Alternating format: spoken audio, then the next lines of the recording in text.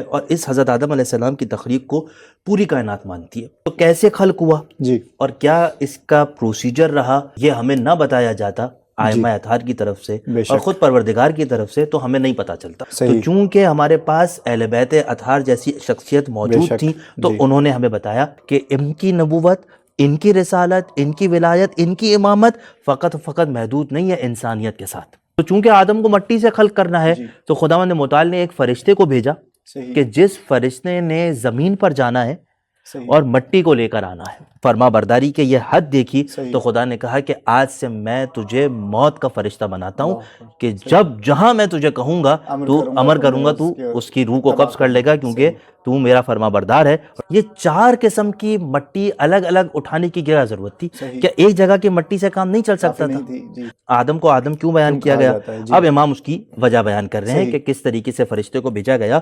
روایت کے مطابق یہ ابلیس اس وقت بچہ تھا، اچھا تو چونکہ بچہ تھا جی اسے اسیر کر لیا گیا، صحیح اسے قید کر لیا گیا. ابلیس اطاعت خداوند متعال کو قابل اطاعت سمجھ کے نہیں کر رہا، اس کے ہاتھ میں تو ہے نہیں، حضرت آدم جی کے تو ہاتھ میں جی نہیں ہے جی کہ خود کو کہے کہ مجھے سجدہ کرو. ہاں جی یا صحیح آخرت کی جنتوں میں سے تھی جس کا ہمیں وعدہ کیا گیا. صحیح فقال کانت من جنان الدنیا، اچھا دنیا صحیح کی جنتوں میں سے ایک جنت تھی. جب میں نے پروردگار سے کہا کہ پروردگار مجھے تو تو نے خلقتنی من النار، مجھے تو تو نے آگ سے پر خلق کیا ہے اور اسے تو نے مٹی سے خلق کیا ہے، کہ اچھا پروردگار کی قسم کھا کر میں یہ کہتا ہوں کہ یہ جو فہرست میں نے تمہیں بتائی ہے نا فضائل کی، جی اس شجر کو کھانے سے جو شجر ممنوع ہے تمہیں یہ صحیح سارے فضائل مل جائیں گے. ڈیفائنڈلی پروردگار متعال نے ایک واقعے کے ذریعے انسانیت کی خدمت میں لا کے رکھا. صحیح لیکن صحیح وہ والی جنت نہیں کہا جا رہا، لیکن جنت اسی وجہ سے صحیح کہا جا رہا ہے کہ اس سے مشابہ ہے. پھر بھی شیطان ورغلا رہا ہے اور پھر حضرت آدم اس ٹریپ میں آ گئے اور وسوسے ایسا کیا جال پھیلایا شیطان نے کہ جو حضرت آدم کو کیچ کرنے کے میں کامیاب ہو گیا.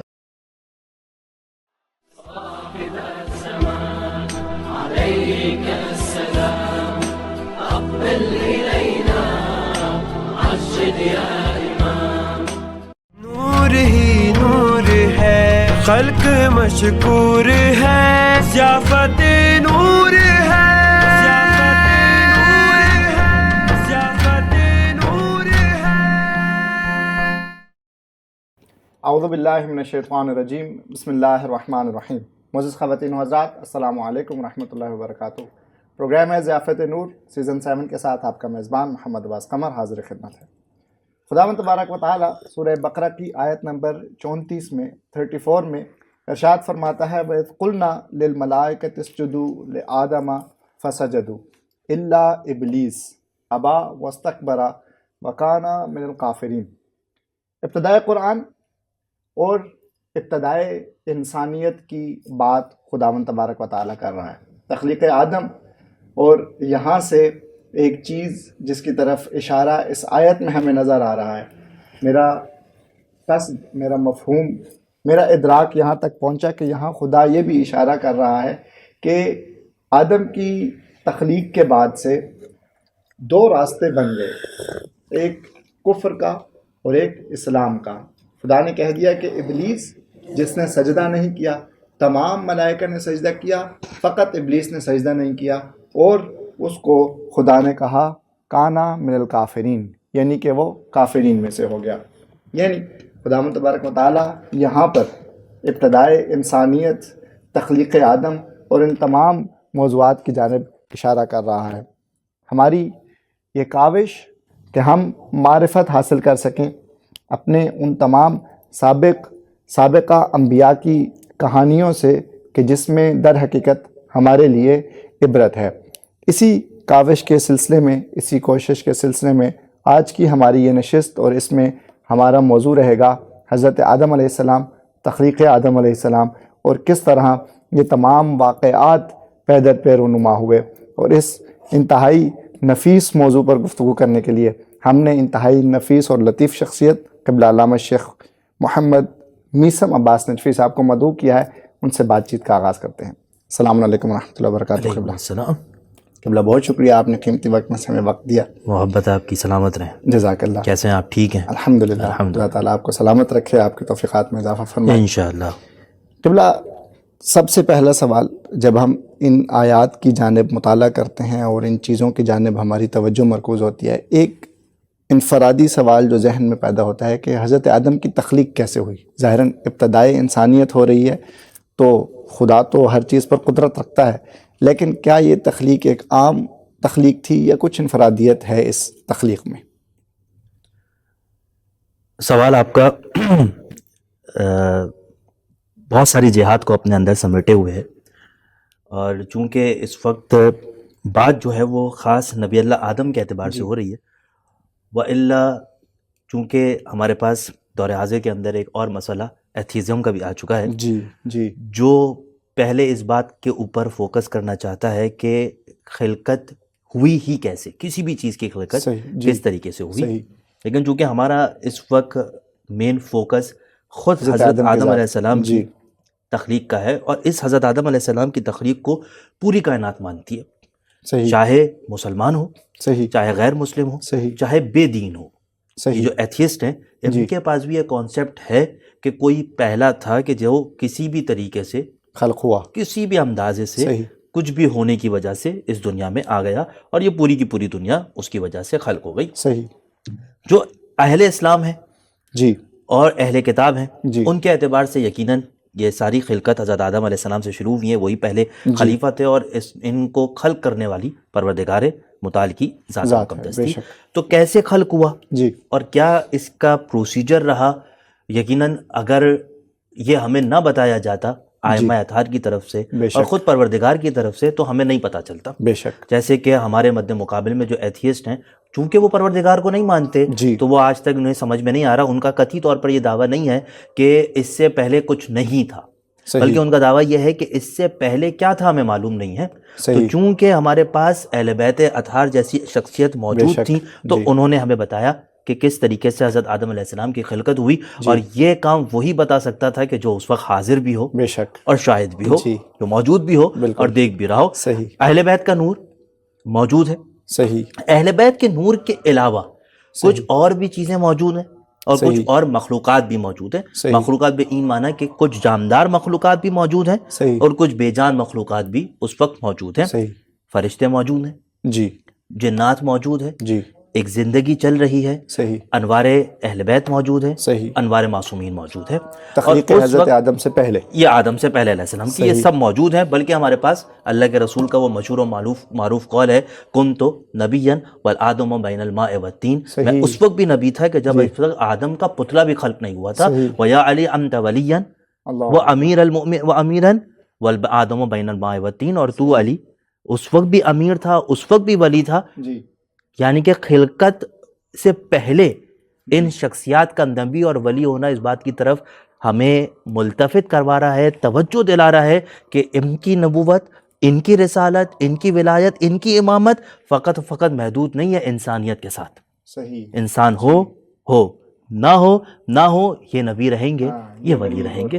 بہرحال حرم مطہر میں بیٹھے تھے تو یہ گفتگو ہمارا ٹاپک کا حصہ نہیں تھا، لیکن ساتھ ہو گئی۔ اب حضرت آدم علیہ السلام کی خلقت کو مقصود ہے، اور پروردگار چاہتا ہے کہ اس پوری سلسلے کا آغاز کرے، اور اس کے جو بھی مقاصد تھے جو خداوند متعال نے خود قرآن میں جو بیان کیا ہے کہ میں یہ چاہتا ہوں کہ میری عبادت کی جائے، تو خداوند متعال نے حضرت آدم علیہ السلام کو خلق کرنا ہے۔ اور اس وقت یہاں پر ہمارے پاس دو جنبے ہیں روایات کے جو مختلف اعتبارات سے مختلف طریقہ بتاتی ہیں خلقت آدم کا۔ کچھ چیزیں اس کے اندر سیم ہیں اور کچھ چیزیں اس کے اندر الگ الگ ہیں۔ پہلی جو چیز افتراق ہے، جو جدا گانا ہے، وہ یہ ہے کہ کس فرشتے کو بھیجا گیا۔ کیوں بھیجا گیا فرشتے کو؟ کیونکہ آدم کو خلق کرنا ہے، اور آدم کو خلق کرنا ہے مٹی کے ذریعے سے۔ یہ مشہور و معروف ہے کہ انسان کی خلقت اسی مٹی سے ہوئی ہے، تو چونکہ آدم کو مٹی سے خلق کرنا ہے تو خداوند متعال نے ایک فرشتے کو بھیجا کہ جس فرشتے نے زمین پر جانا ہے اور مٹی کو لے کر آنا ہے۔ یہ فرشتہ کون تھا؟ ایک روایت کے مطابق یہ جبرائیل تھا، اور ایک روایت کے مطابق خداوند متعال نے مختلف فرشتوں کو بھیجا ماں سوائے جبرائیل کے۔ پہلے میکائیل کو بھیجا، حضرت میکائیل علیہ السلام کو، پھر حضرت اسرافیل علیہ السلام کو، پھر حضرت عزرائیل علیہ السلام کو، اور حضرت میکائیل اور حضرت اسرافیل اور ان کے علاوہ جن فرشتوں کو بھیجا گیا وہ جاتے تھے زمین کے پاس، خداوند متعال کا حکم سناتے تھے، اور خداوند متعال کا یہ حکم سننے کے بعد زمین یہ کہتی تھی کہ میرے اندر وہ کوالٹیز ہیں کہ اگر ان سے کوئی چیز خلق کی جائے گی تو وہ فساد برپا کرے گی، تو میں تمہیں اجازت نہیں دیتی ہوں۔ نتیجہ یہ نکلتا تھا کہ یہ لوگ، یہ فرشتے واپس آ جاتے تھے کہ خداوند متعال تو نے ہمیں بھیجا تھا لیکن ہم کو اس نے یہ جواب دیا تو اس وجہ سے ہم نہیں آ سکے۔ بات گفتگو آگے بڑھتی ہے، حضرت اسرائیل علیہ السلام جب جاتے ہیں تو حضرت اسرائیل علیہ السلام کہتے ہیں کہ میں کیسے جا کر پروردگار کو کہوں جبکہ وہ مجھے امر کر چکا ہے، تو میں کسی بھی حال میں، چاہے تجھے مزہ آئے، اچھا لگے، یا چاہے تجھے برا لگے، میں نہ کرو، میں مٹی کو لے کر جاؤں گا۔ خدا نے متعال نے جب یہ فرما برداری کے یہ حد دیکھی تو خدا نے کہا کہ آج سے میں تجھے موت کا فرشتہ بناتا ہوں کہ جب جہاں میں تجھے کہوں گا تو امر کروں گا، تو اس کی روح کو قبض کر لے گا، کیونکہ تو میرا فرما بردار ہے اور تو یہ نہیں دیکھے گا کہ سامنے والے کو اچھا لگ رہا ہے یا برا لگ رہا ہے۔ چلائیں ہم گفتگو کو آگے۔ اب فرشتہ پہنچتا ہے زمین پر اور ہمارے پاس یہ روایت ہے کہ 4 قسم کے پانی کو لیتا ہے اور 4 قسم کے مٹی کو لیتا ہے، یہ بھی پروردگار کے فرمان کے مطابق کہ، اور چونکہ میں نے گفتگو کے اندر پہلے بھی بتایا کہ اگر یہ ائمہ ہمیں نہ بتاتے بالکل تو ہمیں پتہ نہیں چلتا۔ امام صادق علیہ السلام سے پوچھا گیا کہ مولا یہ 4 قسم کی مٹی الگ الگ اٹھانے کی کیا ضرورت تھی، کیا ایک جگہ کی مٹی سے کام نہیں چل سکتا تھا؟ تو امام نے کہا کہ اگر خداوند متعال ایک ہی قسم کی مٹی سے آدم کو خلق کر دیتا تو اس کی جتنی بھی نسل چلتی وہ شکل و صورت کے اندر ایک جیسی ہو جاتی۔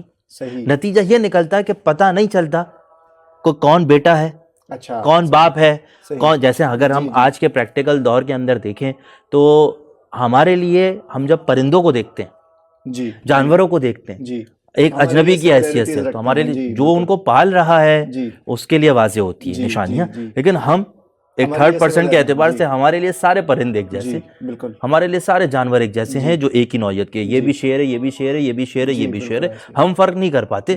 بالکل اسی طریقے سے انسانوں کے اندر بھی یہ ہو جاتا کہ ہمیں پتہ نہیں چلتا کہ کون کس طریقے کا ہے، کون انسان کس کا بیٹا ہے، کس کا باپ ہے۔ خواتین کے اندر بھی یہی ہوتی، اور بس یہاں پر میں جملہ تفضلاً بیان کرتا چلوں کہ اگر یہ فرق نہ کر پاتے تو پوری کی پوری دنیا یزید دکھائی دیتی، ٹھیک ہے؟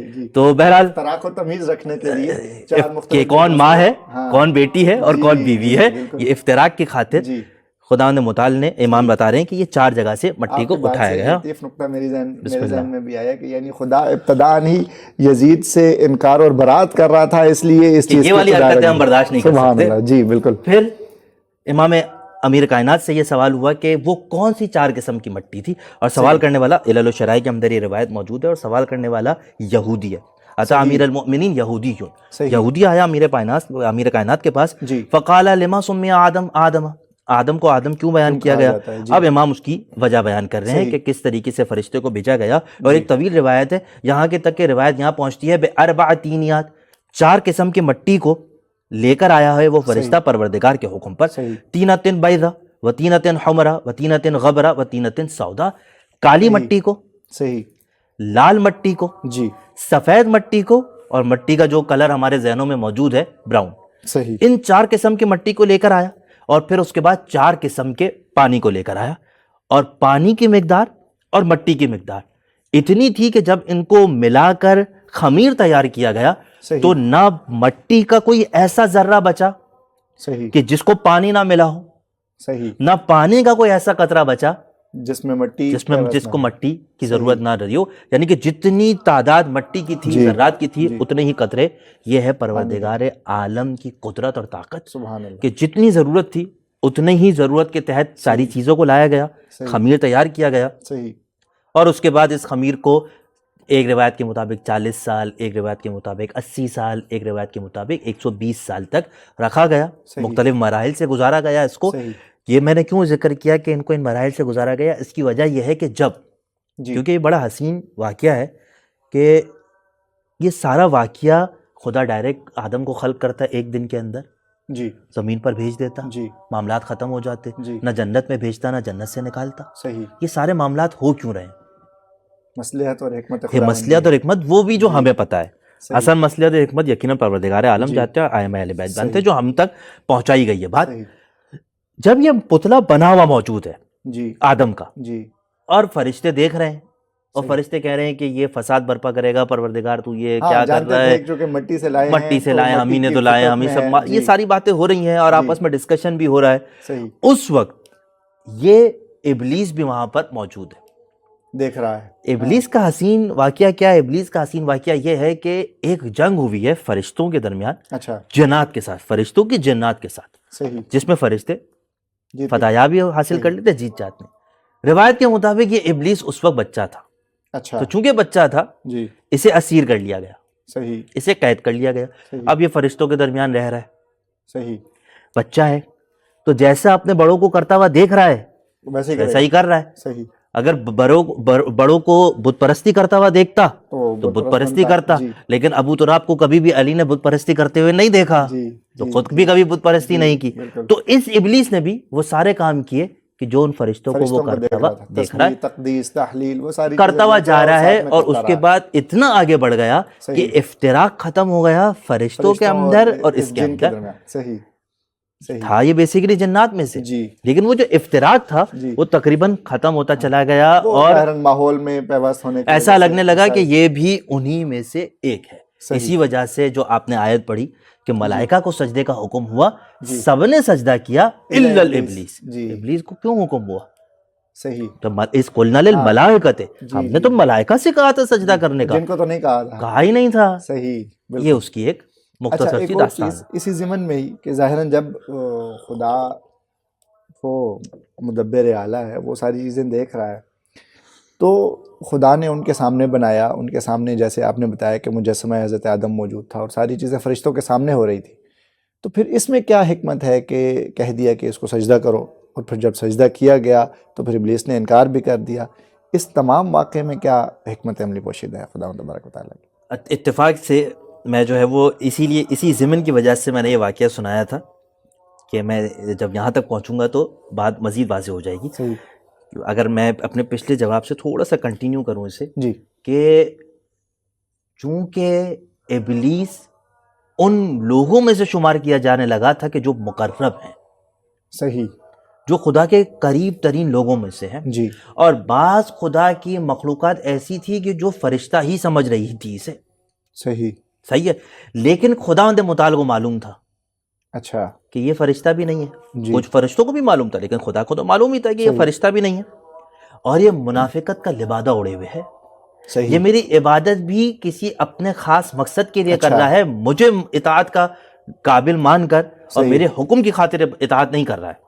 صحیح، اس لیے پروردگار متعال نے فرشتوں کو کہا کہ جو میں جانتا ہوں وہ تم نہیں تم نہیں جانتے ہو، جانتے، انی عالم ما لا مالا تعلمون، تعلمون، جی، تم وہ چیزیں نہیں جانتے ہو جی، جو جو میرے میں علم میں جانتا ہے، ہوں۔ یہ جی، جملہ جب بالکل، خلقت آدم کے وقت کہہ رہے تو صحیح، ائمہ اس کی تفسیر یہ کر رہے ہیں کہ پروردگار عالم یہ صحیح، جانتا تھا کہ جو فرشتے نہیں جانتے کہ آدم کو، کہ ابلیس اطاعت خداوند متعال کو قابل اطاعت سمجھ کے نہیں کر رہا، صحیح، نہ خدا کے حکم پر کر رہا ہے، اچھا، بلکہ اس کے کچھ ذاتی مقاصد ہیں کہ صحیح، جن کے حصول کی خاطر یہ کر رہا ہے، اور انہی مقاصد میں سے ایک مقصد مقرب ہونا اور ایک صحیح، مقصد اس سیٹ کو حاصل کرنا تھا کہ جو تمام مخلوقات کی سربراہی ہوگی، امامت ہوگی، ولایت ہوگی۔ صحیح، اور اس کو آ کر خراب کس نے کیا؟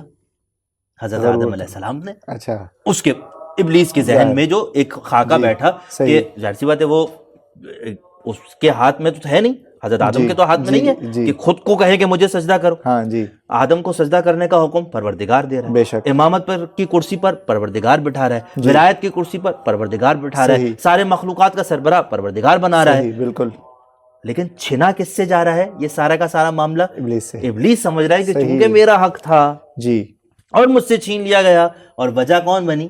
یہ حضرت آدم کا ہاں، پتلا بنا۔ اسی صحیح، وجہ سے ابلیس کو یہ ساری باتوں کا اندازہ ہو گیا تھا۔ اسی لیے جب صحیح، 120 سال، 40 سال، 80 سال جو بھی روایت ہے، جی، اس زمانے کے اندر جی، جب یہ پتلے کو دیکھا جا رہا ہوتا تھا صحیح، تو فرشتے چہمہ گوئیاں کر رہے ہیں کہ کیوں اچھا، بنایا ہے، کیا مسئلہ ہے۔ صحیح، ابلیس حقارت کے ساتھ دیکھتا تھا، اچھا، اور حقارت کے ساتھ دیکھنے کے بعد اپنے پیروں سے ٹھوکر مارتا تھا، اچھا، اور ٹھوکر مار کے کہتا تھا کہ تجھے خلقی کیوں کیا گیا ہے، ہاں، تیری حیثیت کیا ہے میرے سامنے، تیری صحیح، اوقات کیا ہے میرے سامنے۔ وہ صحیح، ایک بغض ہاں، وہ اندر ہی اناد کہیں اندر ہی پنپ اندر رہا چل تھا۔ رہا تھا، صحیح، یعنی ابلیس کے دل کا راز جو تھا وہ خداوند تبارک و تعالیٰ ظاہراً جان گئے تھے، اسی وجہ سے یہ تمام واقعہ ہوا۔ اچھا، تخلیق حضرت آدم ہو گئی، فرشتوں نے سجدہ کر لیا، ابلیس راندہ درگاہ ہو گیا، اس کے بعد یہ بھی تو ہو سکتا تھا کہ خداوند تبارک و تعالیٰ ڈائریکٹلی حضرت آدم کو زمین پر بھیج دیتا. جنت میں کیوں رکھا گیا اس کے بعد؟ جنت میں کیوں رکھا گیا؟ تو پہلے ہم یہ سوال کریں گے کون سی جنت میں رکھا گیا. اچھا، یہ اس میں بھی اختلاف ہے. کون سی جنت میں رکھا گیا؟ صحیح. ہمارے نزدیک، ہمارے قطع کلامی کے لیے ہمارے نزدیک تو ایک ہی جنت ہے جو ہمیں بتائی گئی، نہریں بہہ رہی ہیں، شہد کی نہریں اور یہ تمام صورتحال. تو یہ جنت نہیں ہے جس میں حضرت آدم کو بھیجا گیا. ہمارے پاس ایک روایت ہے. صحیح. اور وہ روایت حسین روایت. صحیح. قال، روایت راوی کہتا ہے جی، سئل صادق عن الجنت آدم. صحیح. آدم کی جنت کے بارے میں سوال ہوا، ام من جنان الدنیا، کیا دنیا کی جنتوں میں سے تھی، ام من جنان الاخرہ، یا آخرت کی جنتوں میں سے تھی جس کا ہمیں وعدہ کیا گیا. صحیح. فقال کانت من جنان الدنیا. اچھا، دنیا کی جنتوں میں سے ایک جنت تھی. وجہ کیا ہے مولا، آپ کیسے کہہ رہے ہیں یہ بات؟ کہا کہ اگر ولو کانت من جنان الاخرہ، اگر اس جنت میں سے ہوتی کہ جس کا وعدہ تم سے اور مجھ سے کیا گیا ہے، ما خرج اللہ منہا ابدا. صحیح. جی بالکل. خدا نے اس کو خارج نہ اپنی کرتا. رحمتوں کو کسی چیز پر نازل کرنے کے بعد اتنا بخیل نہیں ہے کہ اسے چھین لیا کرتا ہے، مگر یہ کہ تم خود اپنے آپ سے اس نعمت کو دور کر لیتے ہو. صحیح. بلکہ اس جنت کے بارے میں تو یہی کہا خدا نے قرآن میں، ہم فیہا خالدون، وہیں پر رہیں گے ہمیشہ اسی میں رہیں گے. تو یہ ایک الگ سی ایک جگہ جس کو آپ تصور کر لیں جی، کہ جو سے ہمارے اصطلاح میں کہا جاتا ہے کہ دونوں کا نام سیم ہے، مشترک لفظی ہے، دونوں کا نام سیم ہے. وگرنہ وہ جنت کے جس کا پروردگار نے وعدہ کیا ہے مومنین سے، وہ جداگانہ تھی کچھ اور ہے، اور یہ ایک الگ جنت ہے، لیکن ہے یہ دنیا سے ہٹ کر. اچھا، یہی دنیا نہیں ہے، تبھی تو دنیا کی طرف بھیجا گیا ہے اس جنت سے نکال کر. اچھا، سوال یہاں پر ہے ڈائریکٹ ہی بھیج دیتا. جی صحیح، یعنی ڈائریکٹ بھیجا جا سکتا تھا، بھیجا جا سکتا تھا، ایک حکمت ہے، نہ حضرت آدم علیہ السلام پہ تہمت لگتی. جی، ایک خدا کی حکمت اور ایک مدبرانہ پالیسی ہے. حضرت آدم تخلیق کیسے ہوئے، ابلیس کا انکار اور ان تمام موضوعات پر ہماری گفتگو معزز مہمان سے جاری و ساری ہے. ناظرین کرام، یہاں وقت تو ایک بریک کا، حاضر ہوتے ہیں مختصر سے وقفے کے بعد.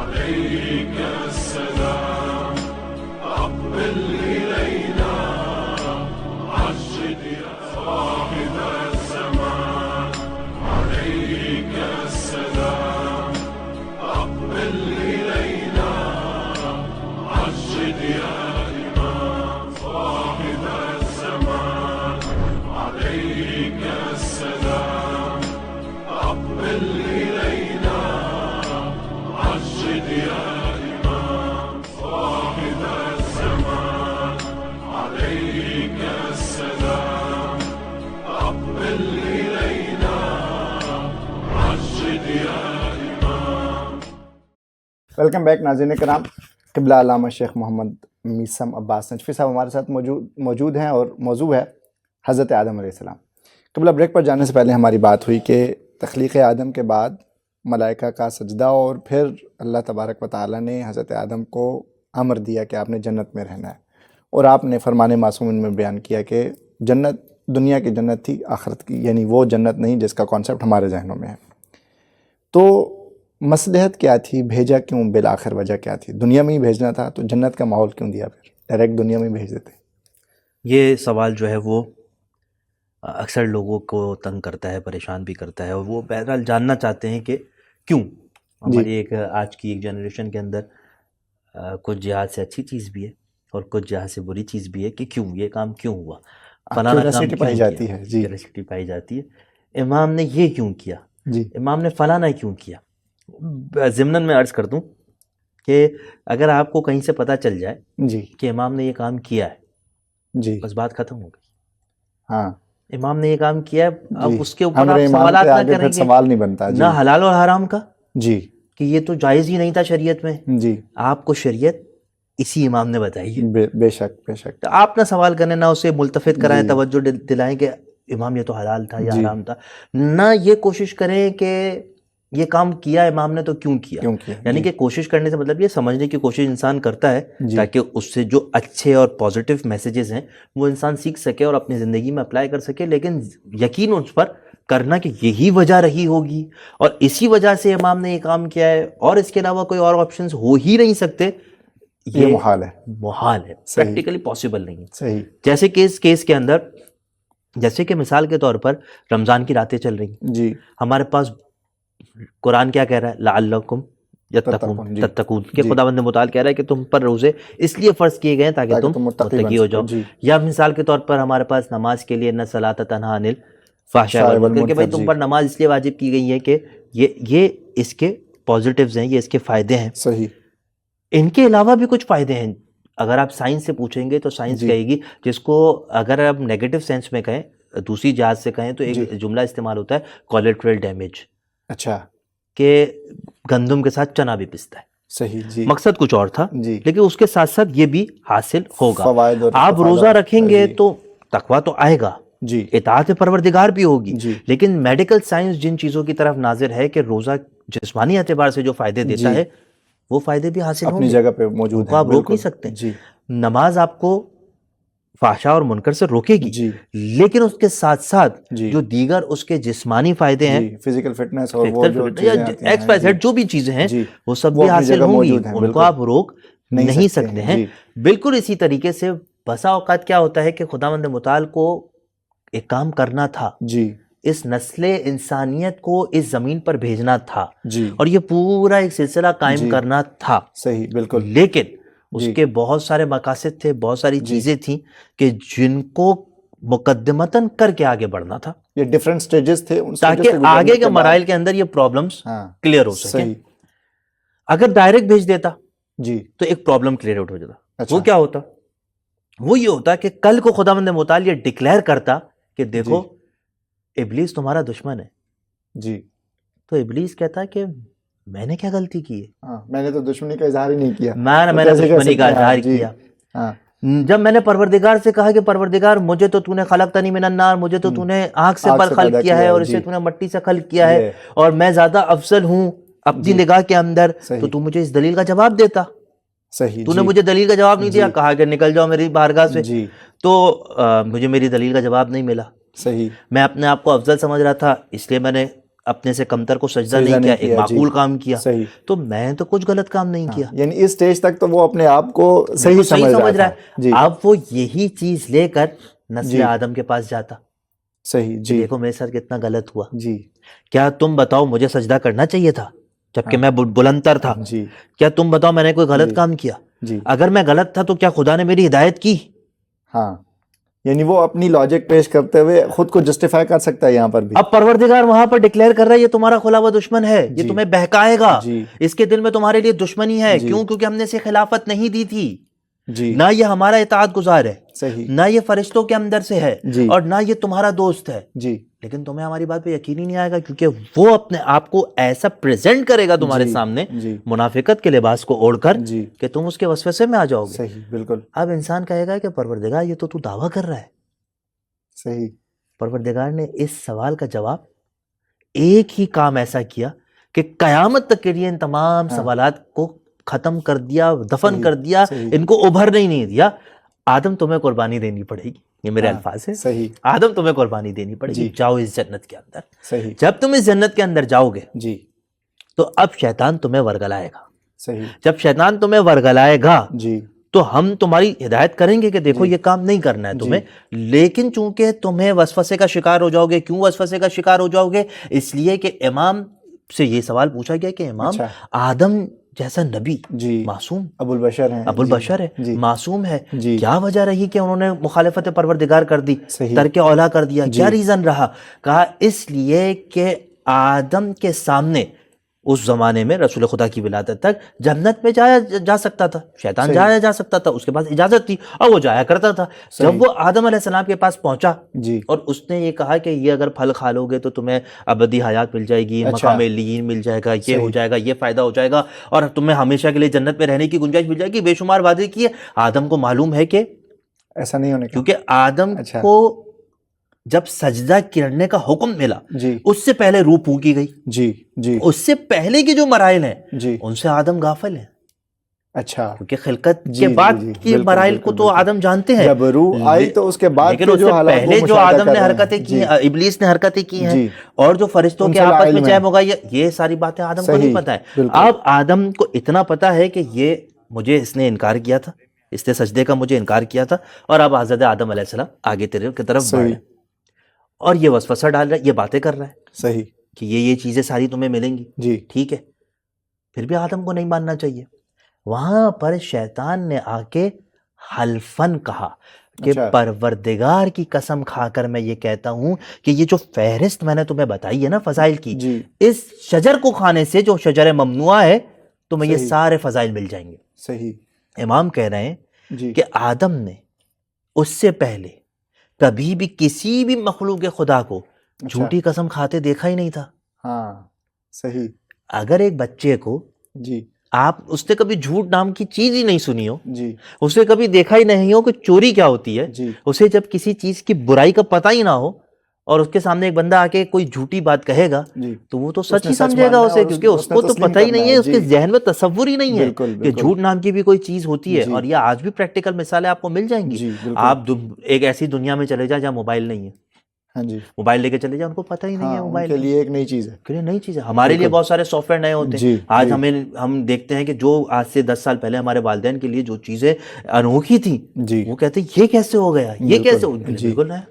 آدم علیہ السلام نے دیکھا ہی نہیں ہے کہ کوئی جھوٹی قسم بھی کھا سکتا ہے پروردگار کی عظمت کی. کہا کہ اگر یہ قسم کھا رہا ہے تو اس کا مطلب سچ کہہ رہا ہے. صحیح. اس وجہ سے اس وسوسے کا شکار ہوئے. جیسے ہی وسوسے کا شکار ہوئے خداوند متعال نے اسی وقت ڈکلیئر کر دیا کہ یہ تمہارا ہوا انہو عدو مبین, یہ تمہارا کھلا ہوا دشمن ہے. اب نسل انسانیت قیامت تک کے لیے یہ سمجھ لے کہ نہ یہ فرشتوں میں سے ہے, کوئی فرشتہ یہ بات میں مس انڈرسٹینڈ نہ ہو, کنفیوز نہ ہو, یہ فرشتوں میں سے نہیں ہے. کوئی اس بات کو اپنے اندر یہ نہ سمجھے کہ یہ میری اطاعت کر رہا تھا. صحیح. ما لا تعلمون, فرشتوں تم نہیں جانتے, میں جانتا ہوں. جب یہ آدم کو سجدہ نہیں کرے گا اس وقت بھی تمہیں سمجھ میں نہیں آئے گا, لیکن جب یہ اسے وسوسہ دلوائے گا میری مخالفت کرنے کے لیے تب تمہیں سمجھ میں آئے گا ما لا تعلمون, یعنی یوں اس کے دل میں کیا تھا اور جو وہ چھپائے بیٹھا ہوا تھا. یعنی یوں کہہ سکتے ہیں اپنے ادراک کو تھوڑا سا آپ کے سامنے کلیئر کرنے کے لیے, یہ غالباً خدا کا ٹریپ تھا, ایک جال تھا جس میں انہوں نے شیطان کو پھنسایا تھا. قربانی حضرت آدم علیہ السلام کو میں نے اسی لیے کہا, یہ میرے الفاظ ہیں, کہ دینی پڑی اور یہ پورا کا پورا ایک چیپٹر کلیئر ہو گیا کہ یہ انسانوں کا بھی کھلا ہوا دشمن ہے, یہ مطیع بھی نہیں ہے. تو عبادتوں کے ذریعے سے کسی کی اطاعت کو نہ پرکھا جائے. بالکل ضروری ہو سکتا ہے کہ کوئی بندہ آپ کو لگ رہا ہے ہاں کتنا خشوع و خضوع کا اظہار کر رہا ہے, وہ در حقیقت اس میں وہ سارے رولز ڈیفائنڈلی پروردگار متعال نے ایک واقعے کے ذریعے انسانیت کی خدمت میں لا کے رکھا. صحیح. جہاں شیخ صاحب یہ ہمارے ذہن میں سوال آتا ہے, عوام کے ذہن میں سوال آتا ہے کیوں بھیجا, جس کا آپ نے بہترین انداز میں جواب دے دیا. پھل کھانے کا واقعہ وہ تمام لوگ جانتے ہیں. ایک اور بھی چھوٹا سا سوال ذہن میں آتا ہے کہ آیا یہ پھل کون سا تھا جس کو منع کیا گیا, اور اگر آپ نے کہہ دیا کہ دنیا کی جنت تھی تو وہ غالباً پھر وہ دنیا میں پھل ہوگا.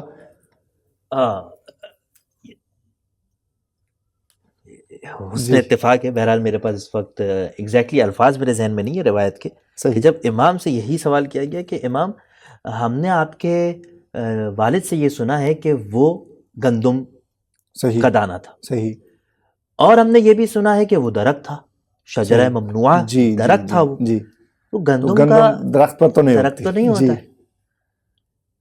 ایک روایت کے مطابق سیب تھا، صحیح، سیب کا تو چلو پھر درخت جی درخت کا کانسیپٹ لیکن آتا ہے. یہ جو ہے گندم کا درخت یہ کیسے ہو سکتا ہے؟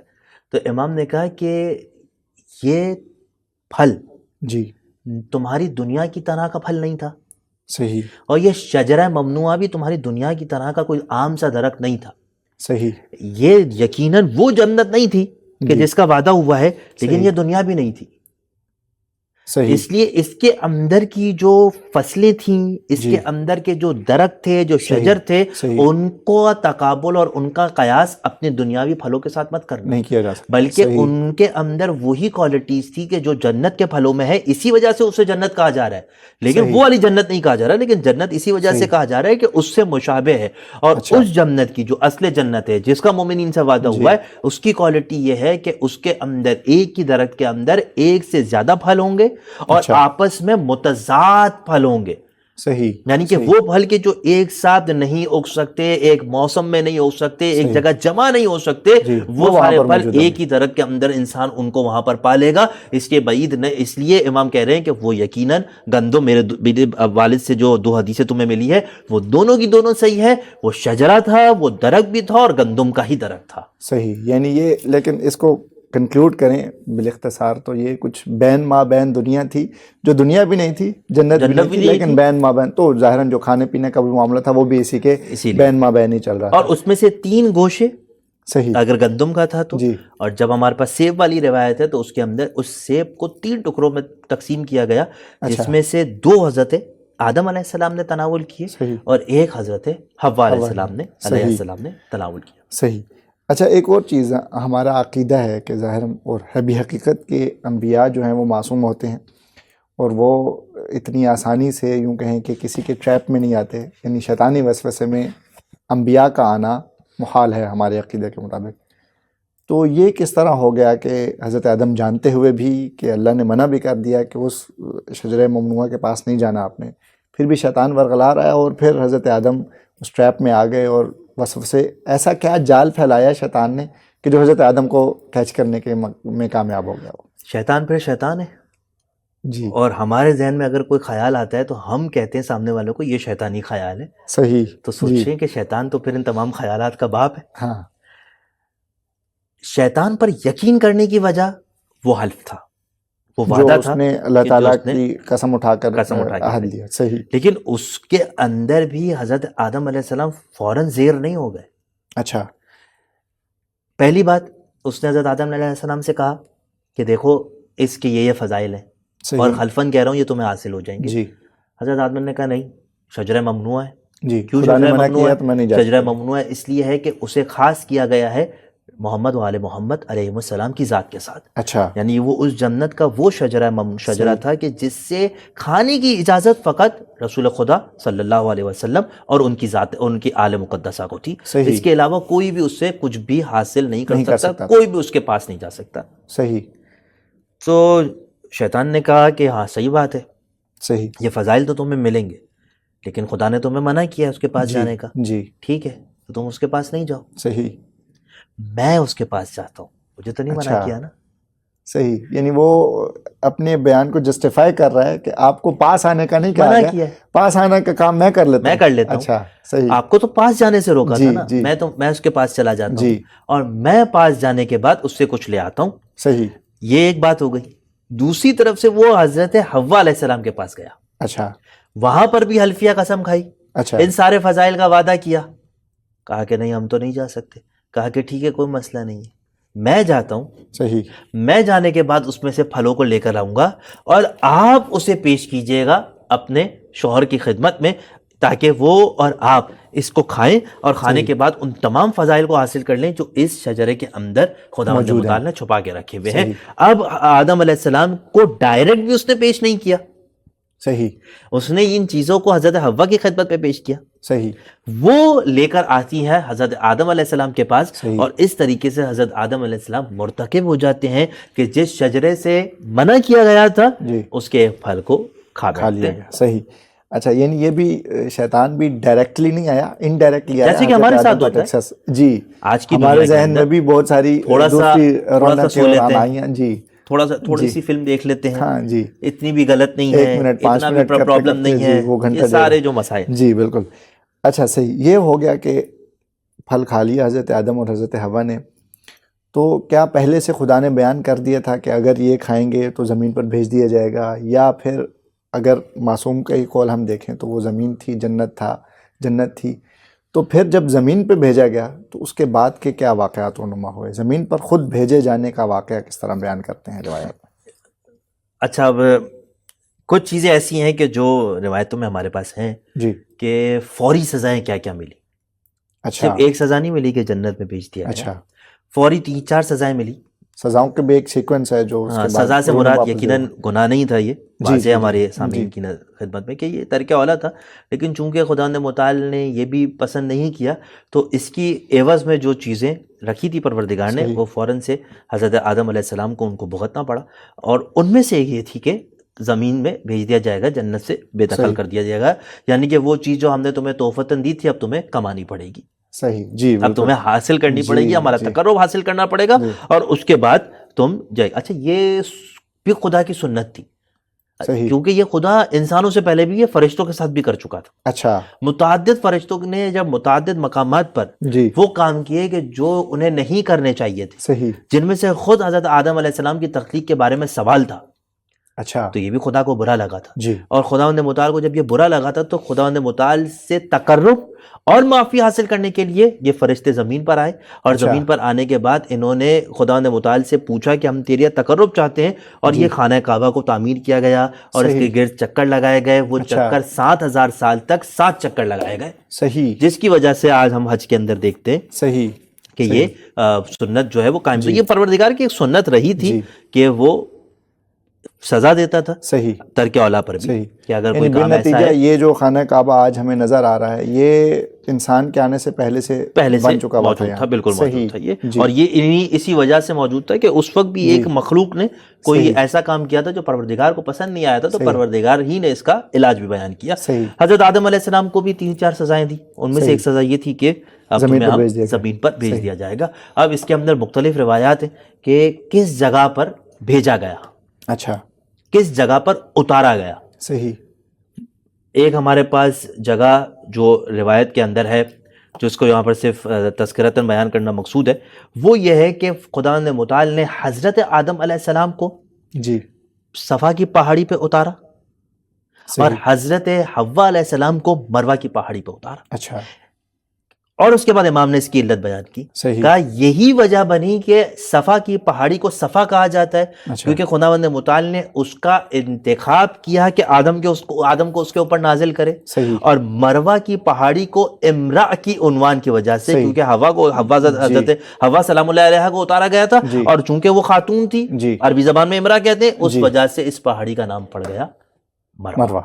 لیکن یہ دونوں اگر آپ آج دیکھیں گے تو صفا اور مروہ کی پہاڑی کے اندر اتنا زیادہ کوئی فاصلہ نہیں ہے, لیکن اس کے باوجود یہ دونوں ایک دوسرے سے اوجھل ہو گئے, جدا ہو گئے جی. اور حضرت آدم علیہ السلام کو احساس بھی ہوا ان تمام سزاؤں کو دیکھنے کے بعد کہ جو ان کو دی گئیں, جنت سے بے دخل کیا گیا, بہت ساری نعمتیں چھین لی گئی, جس انداز سے زندگی گزار رہے تھے وہ سب کا سب چھین لیا گیا. نتیجہ یہ نکلا کہ حضرت آدم علیہ السلام نے توبہ کرنا شروع کر دی, ایک طویل عرصے تک توبہ کرتے رہے جی. ایک جو سب سے کم ہمارے پاس روایت ہے وہ ہے 40,000 سال.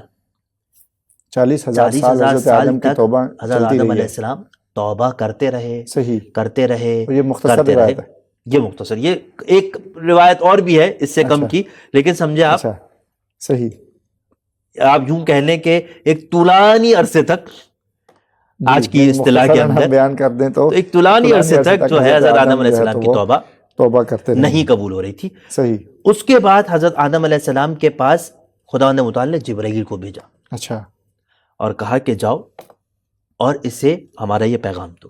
حضرت جبرائیل علیہ السلام آئے, اور اب یہ کس طرف آئے, حضرت آدم زمین پہ جاتے بھی رہے, اپنی زندگی بھی بسر کر رہے ہیں, حضرت حوا کو بھی ڈھونڈ رہے ہیں, اور خداوند متعال سے بھی تقرب حاصل کرنے کی کوشش کر رہے ہیں.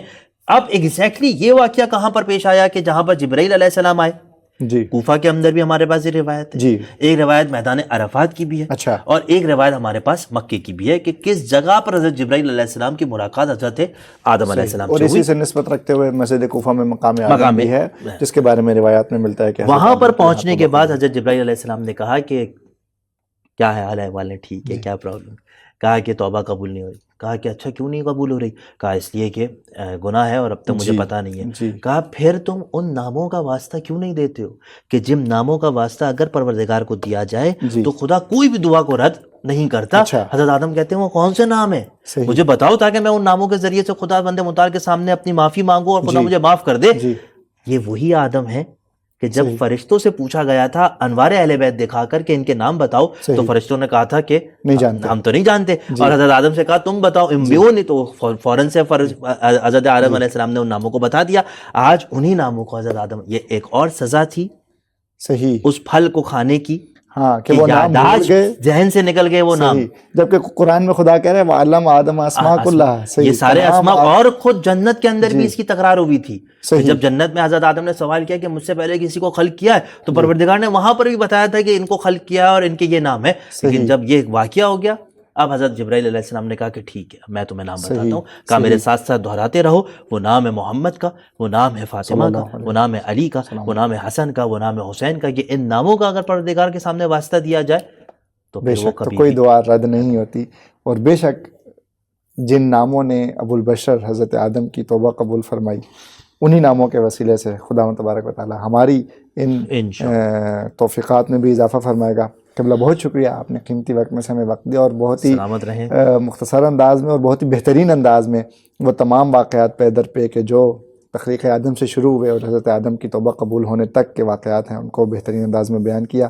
خدا تبارک و تعالیٰ آپ کی توفیقات میں اضافہ فرمائے، آپ کی بھی توفیقات میں اضافہ فرمائے اور ان راتوں کی برکت سے جو کام آپ انجام دے رہے ہیں ناظرین تک بھی پہنچے اور بہترین ذخیرہ بنے جنت تک جانے کا اور تقرب اہل بیت کا. جزاک اللہ. ناظرین کرام، بے شک ہم جوار امیر المومنین اسلام میں موجود ہیں اور بہت بڑی سعادت اور نعمت گردانتے ہیں.